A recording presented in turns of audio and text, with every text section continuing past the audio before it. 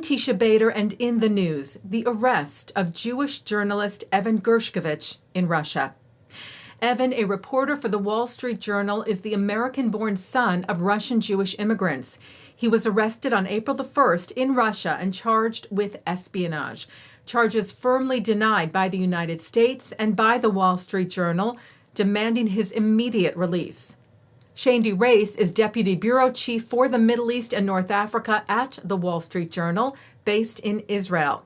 She is part of an initiative of support for her journal colleague just ahead of this Passover holiday, asking Jews around the world to set a place for Evan at their Seder table in solidarity. Writing, "As you celebrate freedom, join us in demanding freedom for Evan." She joins us now from Tel Aviv. Shayndi, thank you so much for joining us here on JBS. We appreciate it. Thank you for having me. So before we talk about what happened to Evan, can you just tell us a little bit about him? Sure. Well, Evan is an exceptional journalist. He only came to the Wall Street Journal less than a year ago, so he was still very new to our world, but he did some tremendous journalism. As you said earlier, he is the son of Soviet Jewish immigrants who came to New Jersey. That's where Evan was raised. He went to Bowdoin College. He started as an editorial assistant at the New York Times, and he had this lifelong connection and love of Russia and his Russian heritage, and he really wanted to explore that. And so he moved on from the New York Times to go to the Moscow Times so that he could be in Russia and report there. He worked in the Moscow Times, then went on to AFP, and eventually came to the Wall Street Journal, where he did just exceptional work and made a name for himself very quickly. I actually didn't personally know Evan. Like I said, he was somewhat new, and I am all the way in Israel. He was all the way in Moscow or living in London and traveling into Moscow. But we have a lot of friends in common, very close friends in common, and he had a reputation that was well known across the paper. And so I've always admired his work from afar. And you just mentioned that I've been reading just endless tweets and write-ups from his colleagues, as you mentioned, people who work with him in Russia, the press team there, people who admire him and who've been working with him and just praising his professionalism and just the person that he is, the kind and lovely person that he is. Yeah, everybody's been really hit hard. Like I said, didn't know Evan personally, but I have a lot of close friends who do know him. And it's been just really hard for everybody. I think we've all sort of been in shock, and there's a lot of anger and sadness, and also just a tremendous feeling that we need to be doing something to get him out. And so we've all been communicating with each other. We have this like huge WhatsApp group helping Evan, and we're constantly shooting ideas and thinking of ways that we can start different campaigns to help him, and just any people we know, anything we can do, because everybody's just really devastated and really eager to get him out. Yeah, so let's talk about what happened. It was April the 1st. As I mentioned, he was eating at a restaurant in Yekaterinburg. I'm going to say this is in the Ural Mountains, about 800 miles east of Moscow. He was working on a story when he was taken and charged with espionage. He pled not guilty, apparently has not been able to meet with the lawyer that is representing him at all. And he's being held in this notorious prison, Lefortovo prison. Anything else that you know or have heard since then about the situation? Yeah, so I think he was actually taken March 29th, but you did get the situation correct. He was reporting a story. He was at a restaurant. Our security personnel, the way that it works is whenever we go any place dangerous, I have the same thing in the Middle East. I'm tracked, and every single hour that we are out, we get a ping from our security, and they say time to do a check-in. And we also have a tracking device on our phones. And it was when Evan went into this restaurant that his phone stopped pinging. He missed his security check-in. And it was pretty quickly after that that they realized that something had gone wrong. We also actually have been able to get our attorneys in to see Evan. And so what they've told us is that he is in good health and he is in good spirits. So we were happy to hear that. We also, I think, were able to get some matzah and some kosher for Passover food in for him. And so we were also happy about that. But of course, he shouldn't be in there at all. You also got it right. He is in Lefortovo, which is an infamous prison. Many Soviet Jewish refuseniks were held in that prison. Other famous Soviet dissidents were held in that prison. And it's one of the most isolating prisons in the world. And so we've actually written a lot about Lefortovo and what it is. And if people are interested in finding out more about what it's like, they can go onto our website and read about it. I want to just get to a statement released by the Wall Street Journal on April the 1st. I'm going to just read it. The quote, "The Wall Street Journal demands the immediate release of our colleague Evan Gershkovich, a distinguished journalist who was arrested while reporting in Russia. We know what's going on in the world because of the fearless reporting of journalists like Evan. Evan's case is a vicious affront to a free press and should spur outrage in all free people and governments throughout the world. No reporter should ever be detained for simply doing their job." And Shayndi, I imagine this story not only hits you hard because he is a colleague, but just it's a hard hit on journalists and their role in the world. Absolutely. I mean, our job is to be everywhere in the world, to tell the truth, to tell the stories that we see. And Evan was one of the most fearless journalists to continue to go into Moscow when we know that Putin has gone after journalists. He's gone after any sort of dissent, any sort of free speech. And it's just more, it's part of a crackdown that has been ongoing in Russia for years. And what Evan wanted to do there was to tell the story of Russians, to hear their voices, because otherwise the world wouldn't hear it. There's no free press really inside of Russia to be able to tell that story. And so foreign correspondents are absolutely essential in that. And it's really horrific that for trying to do this, he's been punished in this way. And as you say, you yourself are in sometimes what is considered a risky part of the world, and in situations that are difficult and have the risks and challenges. And how do you sort of navigate that line between the personal obligation you feel to do your job and carry out a journalist's duties to also your own safety and protection? I mean, I would just say that the feeling of being a professional is so strong, and you know, the desire and the feeling that we have to tell the story and that this is our job, it just overwhelms you. And when you're a true professional, that's your focus, is getting to the story and telling the story. And we worry about our security, and I worry about my security, and my husband certainly worries about it too. And I think that, you know, the Journal does have a robust security system.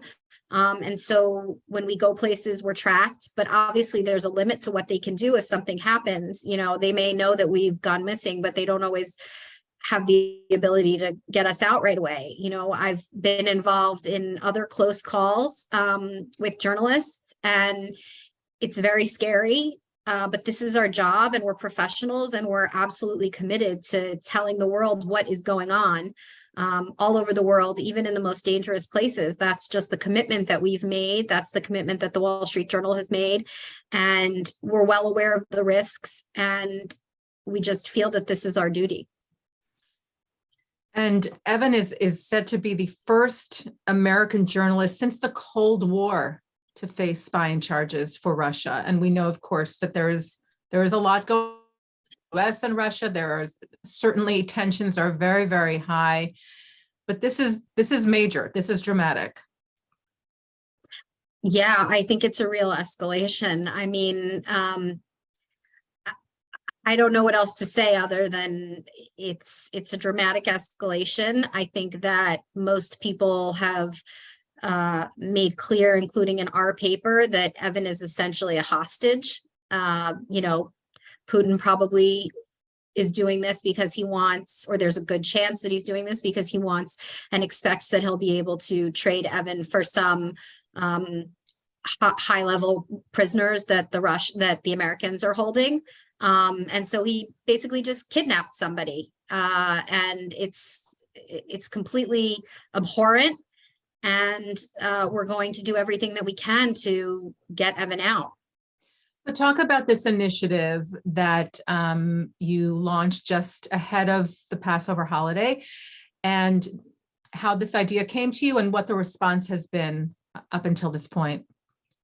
So I actually didn't come up with the idea. My colleague who's in my bureau, his name is Jared Malson. He's based in Istanbul, Turkey, and he actually does know Evan. And his wife came up with the idea, and they were talking about their Seders coming up and what are they going to do. And they try to sort of bring in readings about freedom and liberation. And his wife said, well, we really should be talking about Evan. And this idea came up for the seat at the table. And as I'm sure many of your viewers will know, this was a tactic that was employed during the movement to free Soviet Jewry that really became incredibly popular, was to save a seat for different refuseniks at people's Seder. There were prayers that were circulated for these refuseniks. And so when my colleague mentioned this option, we all just sort of jumped on it and we said, wow, that's just brilliant.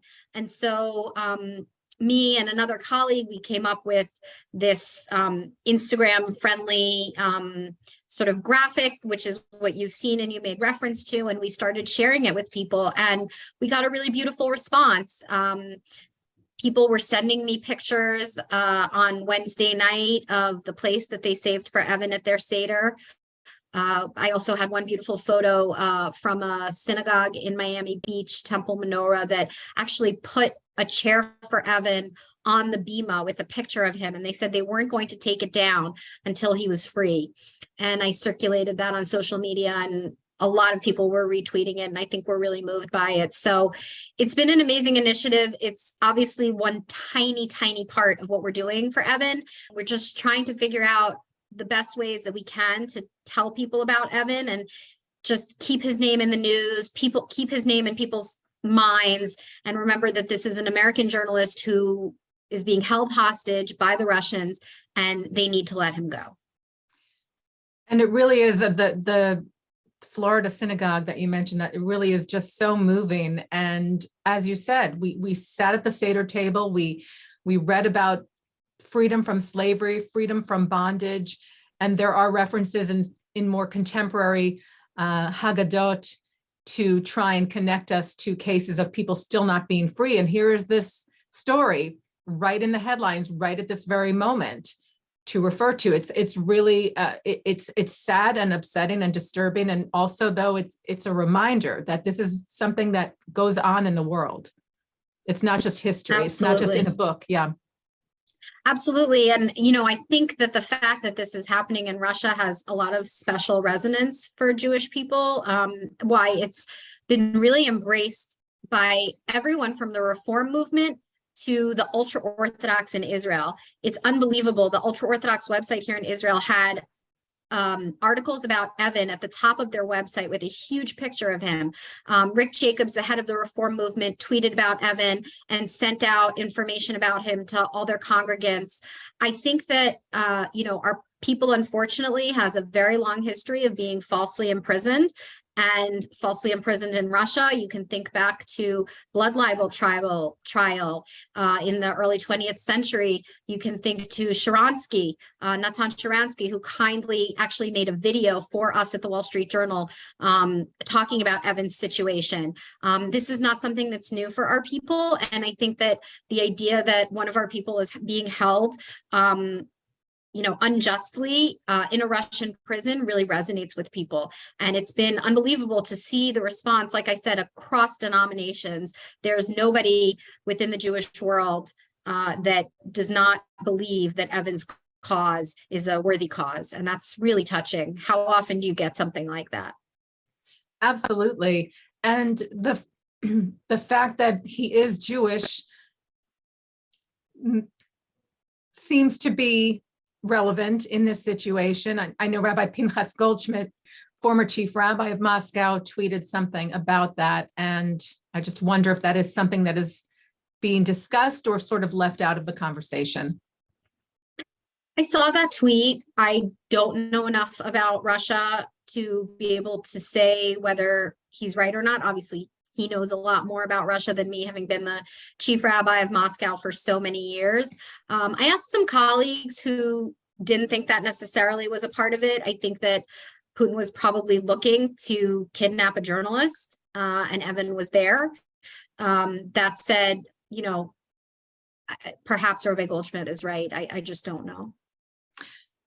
And as far as initiatives you were talking about, I mean, this is just such a great example of the wonderful side of social media. Your campaign, I Stand with Evan and To Free Evan, as you said, so many people around the world sharing their photos from Seder, people like Rabbi Angela Bookdahl at Central Synagogue saying she would be setting aside a seat for Evan at her Seder table, and on and on and on. And it really can be a very powerful thing and hopefully help resolve the situation. I hope so. I think that we'd like to do more on social media. You know, we'd like to get more people involved, especially people with more followers, and move beyond the Jewish community. Obviously, the Jewish community has been absolutely amazing, and everyone at the Journal has just been so touched and really in awe of what's happened. But we need to spread this beyond the Jewish community, and really get everybody in the country and in the world to demand that Putin let Evan go. And it's also great to see the other publications, you know, aside from the Wall Street Journal, of course, the other newspapers and news outlets that are making their support of Evan very, very clear, and their absolute, you know, just abhorrence of this targeting of a journalist, as you mentioned. Yeah, it's been unbelievable. I mean, to see the New York Times wrote an editorial the other day. Bret Stephens, one of the columnists, wrote a piece in it. There's been just a constant outpouring.